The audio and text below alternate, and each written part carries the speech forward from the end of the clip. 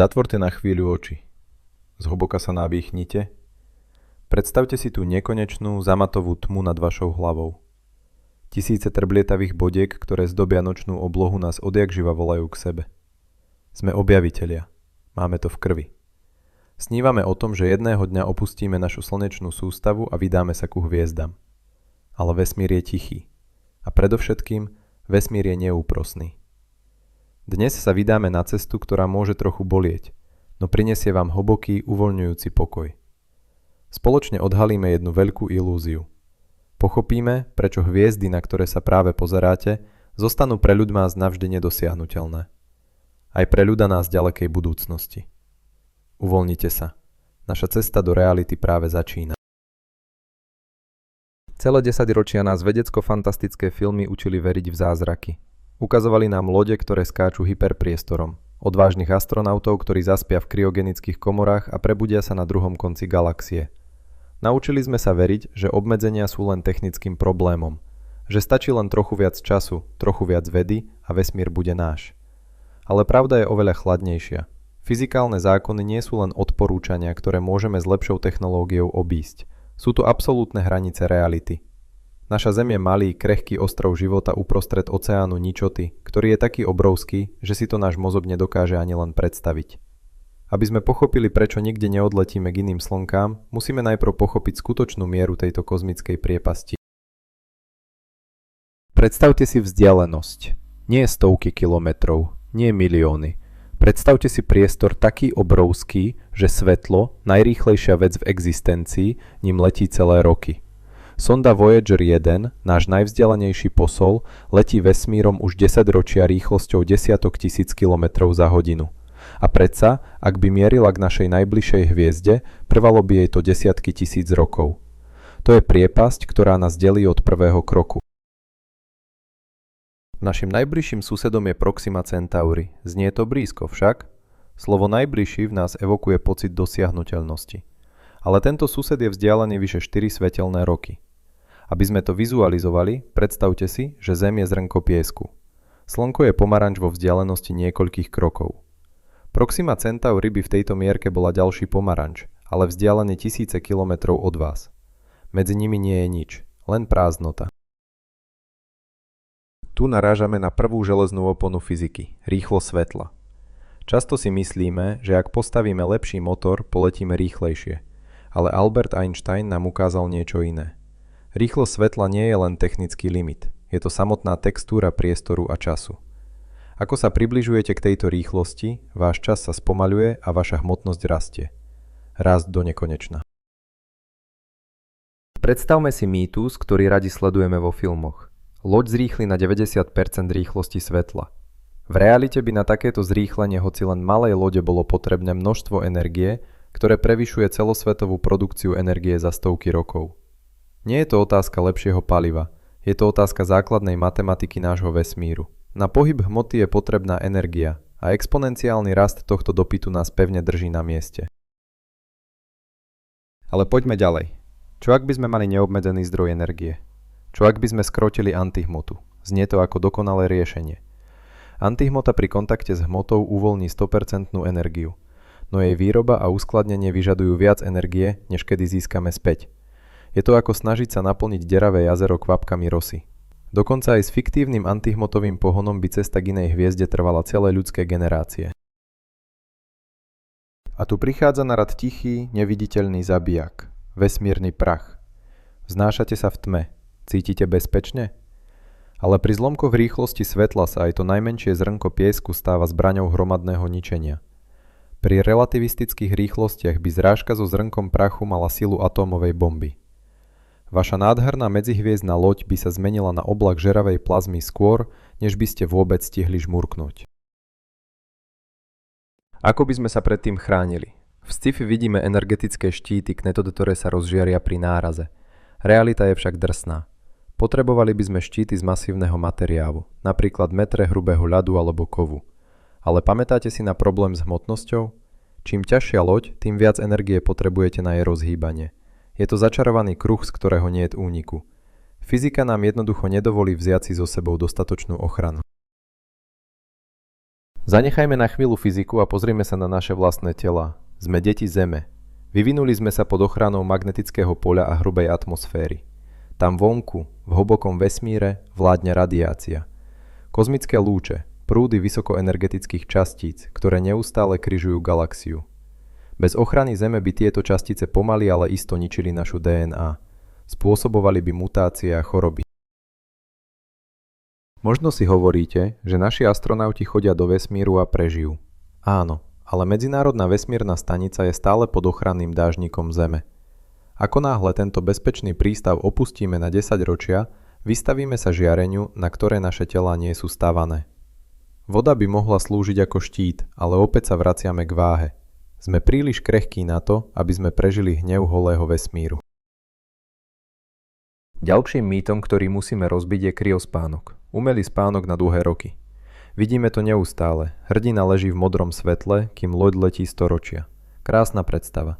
Ale ľudské telo nie je počítač, ktorý sa dá jednoducho vypnúť a zapnúť. Keď voda v našich bunkách zmrzne, vytvoria sa kryštáliky ľadu. Tieto kryštáliky roztrhnú bunečné steny ako drobné žiletky. Zmraziť človeka znamená zničiť ho zvnútra. Ak nemôžeme spať, museli by sme počas cesty žiť. To nás privádza k myšlienke generačných lodí. Obrovské plavidlá, mestá vznášajúce sa v tme. Tí, ktorí nastúpia, nikdy neuvidia cieľ. Ich pravnúci by boli tými, kto dorazí. Predstavte si tú nesmiernu psychologickú ťarchu. Narodiť sa v kovovej krabici, bez oblohy, bez vetra, s vedomím, že váš jediný zmysel je byť mostom medzi minulosťou a budúcnosťou. A ako by takáto uzavretá spoločnosť prežila sama seba? Históriu ľudstva sprevádzajú konflikty, vojny, rozdelenia. Ak vypukne konflikt na generačnej lodi, niet kam ujsť. Niet iného kontinentu, kam by sa dalo odsťahovať. Jeden nesprávny krok, jedna vzbúra, jedno zlyhanie vo ventilácii a celá civilizácia v malom zhasne. Sme príliš nepredvídateľní na to, aby sme vydržali storočia v dokonalej harmónii na pár tisíc štvorcových metroch. Biológia nás obmedzuje aj inak. Uzavretý ekosystém. Pokúsili sme sa o to už na Zemi. Projekt Biosféra 2 ukázal, aké neuveriteľne zložité je udržať rovnováhu. Kyslík klesal, rastliny umierali, hmyz sa premnožili jany. Príroda má mechanizmy budované milióny rokov. My sa ich snažíme napodobniť v kovovej trubici. Ak zlyhá jeden mikroorganizmus recyklujúci odpad, zlyhá celý systém. Vesmír neodpúšťa chyby. Ale vráťme sa k ceste samotnej. Predstavte si, že sme predsa len postavili loď, ktorá letí neuveriteľne rýchlo. Blížime sa k rýchlosti svetla. Tu nastupuje relativita a s ňou jej najsmutnejší dôsledok – dilatácia času. Pre posádku lode môže cesta trvať 10 rokov. Budú starnúť normálne, cítiť sa normálne. Ale kým oni prežijú 10 ročie, na Zemi môžu prejsť tisíce rokov. Predstavte si ten pocit z odlúčenia. Ak sa vôbec niekedy vrátia, nevrátia sa domov. Vrátia sa na planétu, ktorú nespoznajú. Ľudia, ktorých milovali, kultúra, ktorú poznali, jazyk, ktorým hovorili, to všetko bude prach. Medzihviezdne cestovanie rýchlosťou blízkou svetlu je lístok na jednu cestu do hlbokej, osamelej budúcnosti. Je to cesta do vyhnanstva, nie je objaviteľská misia. Čo ak budeme chcieť poslať správu? Komunikácia v hlbokom vesmíre je cvičením v extrémnom zúfalstve. Predstavte si, že ste pri Proxime Centauri a pošlete správu: pomoc, máme poruchu. Rádiovému signálu, letiacemu rýchlosťou svetla, potrvá 4 roky, kým dorazí na Zem. A ďalšie 4 roky potrvá, kým sa k vám vráti odpoveď. 8 rokov čakania v tme na jedno jediné slovo. A táto priepas rastie s každou ďalšou hviezdou. Keby sme leteli k iným hviezdam v našej galaxii, správy by putovali storočia. Každá posádka by bola úplne a absolútne izolovaná, bez pomoci z domova. Ak by sa niečo pokazilo, museli by si poradiť sami, s obmedzenými zdrojmi. Vo vesmíre neexistujú žiadne čerpacie stanice ani servisy. Ste sami v nekonečnom oceáne, kde najbližší breh je nedohľadne. Sústredili sme sa na pohyb priestorom, ale čo hovoria teoretickí fyzici? Neexistuje nejaká skratka? Červie diery. Matematické anomálie, ktoré by spojili dva odľahlé body vo vesmíre. Znie to lákavo. Ohneme priestor a jednoducho prejdeme na druhú stranu. Ale matematika nie je realita. Červie diery sú v súčasnosti len rovnice na papieri. A aj keby existovali, boli by nestabilné. Aby sme udržali červiu dieru otvorenú, teoreticky by sme potrebovali exotickú hmotu s negatívnou energiou. Znie to magicky však. Problém je, že nič také v pozorovanom vesmíre neexistuje. Je to len hypotetický koncept, vymyslený na to, aby rovnice fungovali. Čakať, že nájdeme exotickú hmotu, je ako čakať, že nájdeme kúzlo. Krásna myšlienka na dobrý spánok, ale nie základ pre vesmírny program. A čo warp pohon? Alcubierreho pohon, o ktorom sa toľko píše. Ten koncept, kde by sme ohýbali priestor pred loďou a za ňou, čím by sme surfovali na vlne časopriestoru. Áno, znie to priam dokonalo, ale opäť narážame na realitu množstva energie. Pôvodné odhady vyžadovali na vytvorenie takejto bubliny viac energie, než je hmotnosť celého viditeľného vesmíru. Novšie výpočty síce energetické nároky znížili na úroveň hmotnosti Jupiteru, no to je stále absurdne nepredstaviteľne veľa. Navyše objavil sa ďalší temnejší problém. Počas letu by takáto warpová bublina zachytávala vysokoenergetické častice vo vesmíre. Pri zastavení v cieli by sa táto nazbieraná energia uvoľnila v podobe smrteľnej vlny radiácie, ktorá by doslova usmažila planétu, ku ktorej sme leteli. Prišli by sme ako ničitelia, nie ako hostia. Pomaly zisťujeme, že vesmír má svoju vlastnú architektúru izolácie. Fyzikálne zákony, energetické limity, časové oneskorenia, to všetko pôsobí ako nekonečná karanténa. Možno práve toto je odpoveď na slávny Fermiho paradox. Kde sú všetci? Prečo nevidíme mimozemšťanov? Odpoveď môže byť upokojujúca vo svojej definitívnosti. Všetci sú tam vonku, ale nikto, absolútne nikto, nedokáže prekročiť tú priepasť. Každá civilizácia vo vesmíre, bez ohľadu na to, aká je pokročilá, môže nakoniec naraziť na tú istú železnú stenu fyziky. Rodia sa, vyvíjajú sa, študujú vesmír, uvedomia si svoje hranice a zostanú doma. Hľadíme na tie isté hviezdy a snívame, ale priestor nás drží bezpečne oddelených. Je to kozmická samota, ale zároveň kozmický mier. Predstavte si bezváhový stav našich snov. Musíme sa zmieriť s tým, že sme viazaní na našu domovskú hviezdu, ale nie je to zlyhanie, je to prebudenie do reality, ktoré by nás malo naplniť ohromnou vďačnosťou. Máme planétu, ktorá presne vyhovuje nášmu telu, atmosféru, ktorá nás chráni pred neviditeľným zlom zhora, vodu, ktorá nám umožňuje existovať. Pokusy presunúť našu biológiu do nehostinného prostredia vákua sú ako snažiť sa prinútiť hlbokomorskú rybu žiť na púšti. Vesmír nie je prázdny priestor, ktorý čaká na to, kým ho dobijeme. Je to nepriateľské mrazivé prostredie, v ktorom je život mimoriadne zriedkavou anomáliou. Každý krok von z našej atmosféry je obrovským rizikom pre ľudskú existenciu.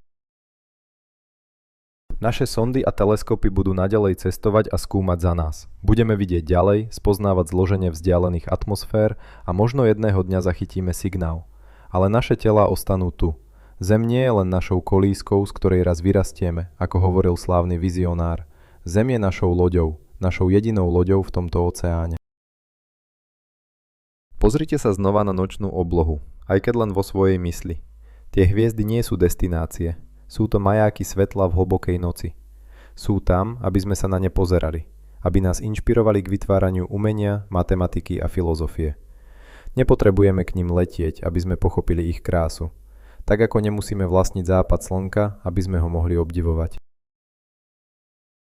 Prijatie týchto hraníc prináša nečakaný pokoj. Nemusíme utekať, nemusíme zachraňovať náš druh tým, že ho rozsejeme po nehostinnej galaxii. Namiesto hľadania nového, neexistujúceho domova medzi hviezdami, môžeme a musíme upriamiť všetku našu pozornosť na záchranu toho jediného, ktorý máme, na túto bledomodrú bodku. Každý problém, každý stres vo vašom živote sa zdá byť menší, keď si uvedomíte túto kozmickú izoláciu. Sme tu, spoločne, na malom ostrove, chránenom pred nekonečným chladom. Sme obklopení neprekonateľnými vzdialenosťami. To, na čom naozaj záleží, je to, čo je priamo tu, okolo nás. Ľudia, príroda, náš vlastný dých v tomto bezpečnom priestore. Ticho vákua nechajte tam vonku. Nechajte hviezdy, nech si žijú svoj vlastný dlhý život. Vzdialenosti ich chránia pred nami a chránia nás pred nimi. Medzihviezdne cestovanie je ilúzia, ktorú môžeme s láskavým úsmevom nechať odísť. Zostáva nám naša úžasná realita. Zostáva nám Zem, pevná pôda pod nohami a teplý Vánok, ktorý vesmír nikdy nepozná. Naša cesta končí späť na Zemi. Preleteli sme priepasťou vzdialeností, dotkli sme sa neúprostných zákonov fyziky a pochopili sme krehkosť nášho bytia. Nech vás toto poznanie neskľučuje, ale naopak, nech vás naplní hlbokým pokojom a uvoľnením. Nemusíme dobývať galaxie, aby sme našli svoj zmysel. Vesmír je obrovský, chladný a majestátny, ale život, ten zázrak vedomia, máme priamo tu vo svojich rukách. Ďakujem vám, že ste sa so mnou vydali na túto myšlienkovú výpravu. Uložte si tento pocit pokoja a spojenia s našou planétou. Ak vo vás tento iný pohľad na vesmír zanechal stopu, prihláste sa na odber nášho kanála a staňte sa súčasťou našej komunity. Zdieľajte s nami svoje myšlienky. Kde by ste hľadali krásu vesmíru, keď už viete, že náš domov je jediný, ktorý kedy budeme mať?